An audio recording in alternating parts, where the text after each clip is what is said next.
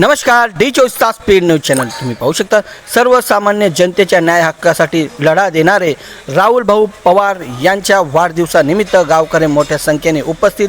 तसेच माननीय पोलीस महासंचालक दिगावकर साहेब यांनी यावेळी प्रतिक्रिया देताना सांगितले, महाराष्ट्रातले बरेच deputy collector, DySP, executive engineer, जजेस, डीन सिलेक्ट केले। वराणे गावचा कुठलाही प्रॉब्लेम असेल, महाराष्ट्रात कुठलाही प्रॉब्लेम असेल, पहिला फोन प्रताप दिगावकरांना करा, 100% तुमचं काम होईल। आणि समी 35 वर्ष ही मंडळी आम्ही जी भरती केली, deputy collector, DySP, municipal commissioner, ते 30-35 वर्ष टिकतील। 30-35 वर्ष तुला काही प्रॉब्लेम नाही महाराष्ट्रात, आणि खात्रीशीर सल्ला मिळण्याचं एकमेव ठिकाण रन गेल्यास पैसे परत, अशी आमची खात्री। 1973च्या दुष्काळामध्ये मस्टरवर माझी सही आहे 15 रुपये पगाराची, आणि माझा 12वी नंतर माझा खर्च 750 रुपये। जगातला म्हणजे भारतातला सगळ्यात स्वस्त आयजी आहे। मी 12वी नंतर एकही दिवस कॉलेजमध्ये गेलो नाही।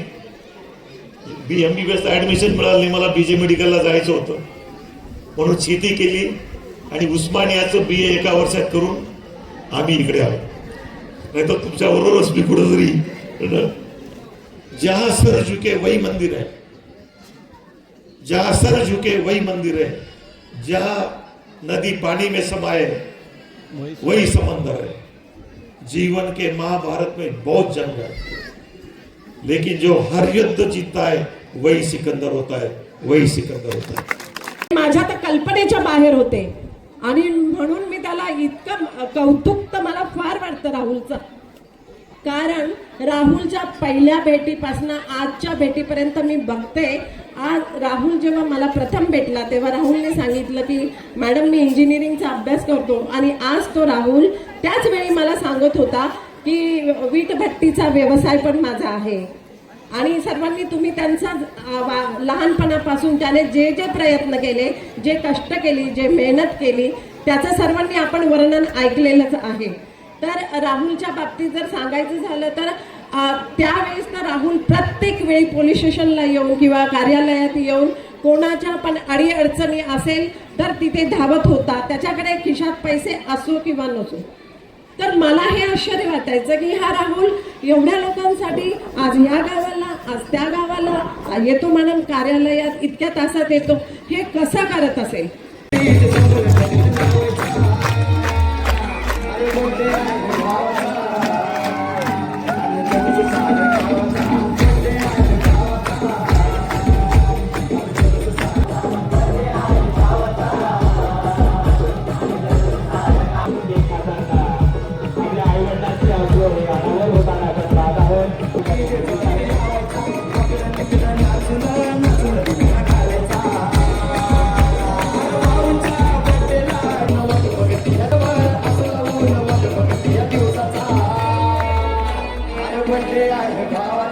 या व्यासपीठावर सर्वच मान्यवर या ठिकाणी उपस्थित राहून आपला अमूल्य सन्मानित करायचं आहे।